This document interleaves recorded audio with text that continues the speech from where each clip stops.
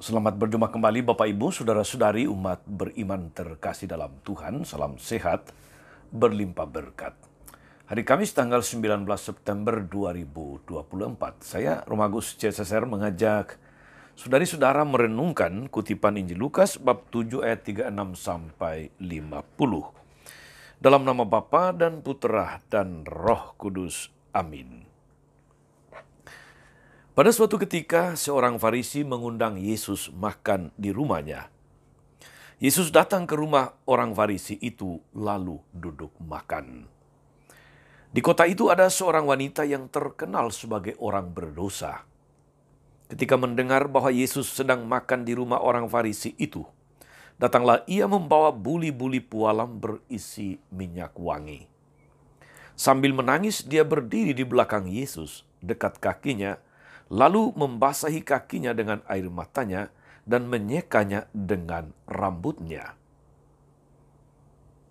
Kemudian ia mencium kaki Yesus dan meminyakinya dengan minyak wangi.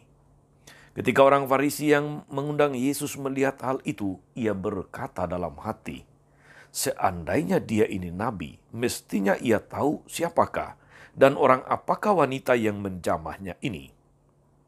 Mestinya ia tahu bahwa wanita ini adalah orang yang berdosa."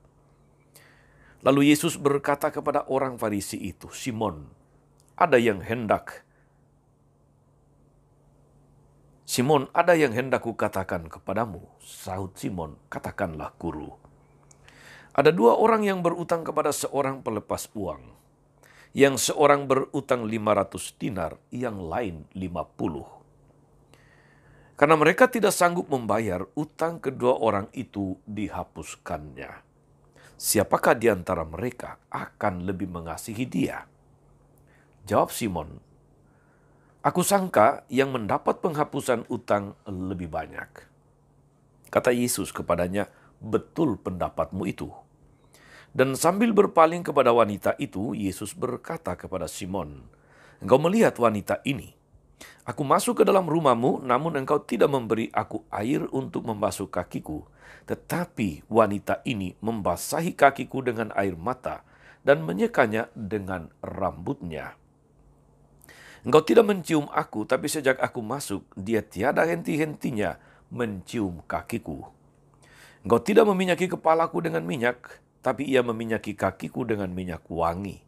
Sebab itu aku berkata kepadamu, dosanya yang banyak itu telah diampuni karena ia telah banyak berbuat kasih. Tetapi orang yang sedikit diampuni, sedikit pula dia berbuat kasih." Lalu Yesus berkata kepada wanita itu, "Dosamu telah diampuni."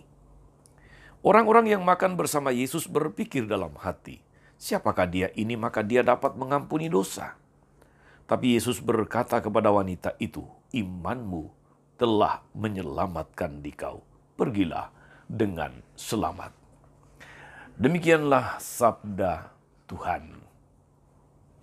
Bapak, Ibu, Saudara-saudari umat beriman terkasih dalam Tuhan kita Yesus Kristus.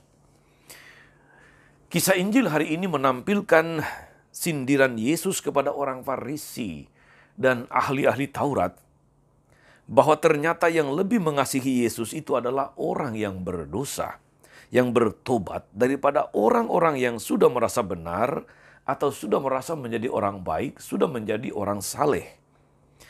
Orang yang berhutang lebih banyak dan dihapuskan, dialah yang lebih merasa berhutang kepada tuannya. Saudari-saudara umat beriman terkasih dalam Tuhan, Yesus tidak pernah menutup mata terhadap pengalaman masa lalu wanita berdosa itu. Yesus tahu dengan pasti dan jelas. Dia tidak menyangkal ketenaran nama wanita itu yang dikenal sebagai orang berdosa. Akan tetapi untuk menyadarkan dan menyelamatkan dia bukan dengan cara menjauhinya, bukan dengan cara mengucilkannya, bukan dengan cara menghakimi atau menghukumnya. Yang paling penting bagi Yesus adalah melihat kenyataan hidup sekarang ini. Yesus melihat jauh ke dalam hati dan membaca isi hati perempuan ini. Di kedalaman nuraninya ada usaha untuk bertobat.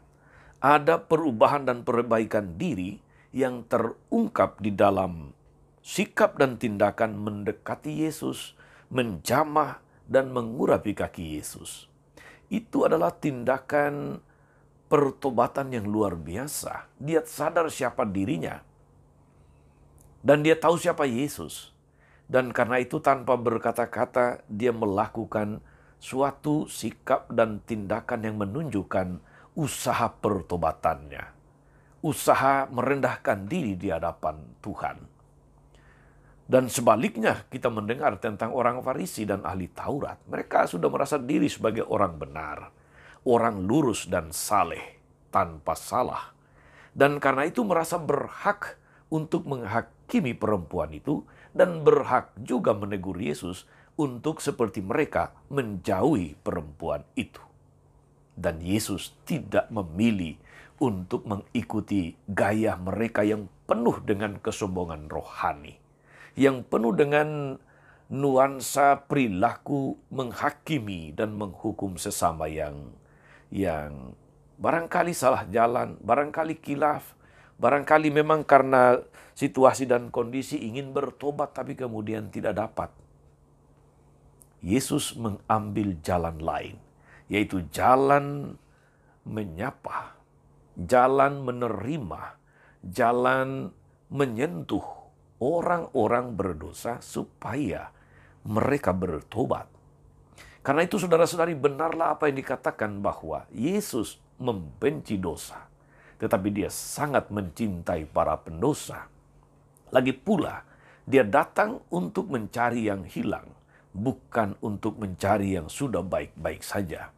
Saudari-saudara, umat beriman yang terkasih dalam Tuhan, Yesus melihat apa yang tidak dapat dilihat orang. Dengan memberi perhatian, Yesus justru membiarkan rahmat Allah bekerja dalam diri wanita berdosa itu, agar keadaan diri dan hidupnya dipulihkan, martabatnya dipulihkan kembali. Dengan sikap dan perilaku ini, Yesus mau mengatakan, saudari-saudara, Anda bisa berubah menjadi lebih baik. Mengapa tidak?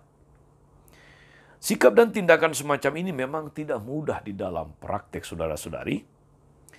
Lebih-lebih kalau hal itu berkaitan dengan diri kita yang menjadi korban tindakannya. Justru disinilah tantangan iman kita, saudara-saudari.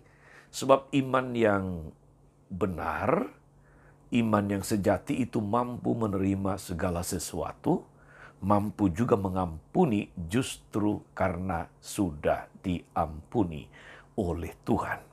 Saudara-saudari, dalam situasi nyata kehidupan kita, di lingkungan, di dalam keluarga, di tengah komunitas, bukan tidak mungkin kita kerap kali sadar ataupun tidak sadar mencibir orang-orang yang kita anggap telah melakukan dosa besar, menghakimi mereka, dan merasa bahwa hidup kita lebih benar daripada mereka.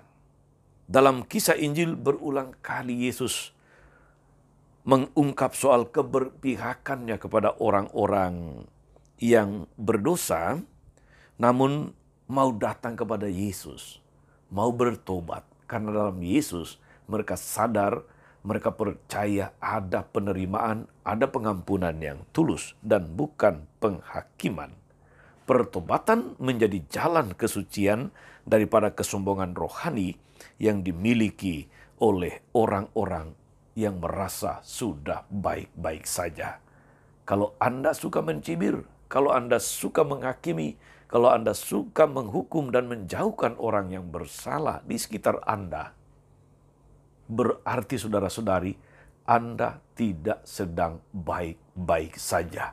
Semoga kita juga mau bertobat, mau berubah supaya hidup kita selalu berbuah. Tuhan Yesus memberkati. Amin.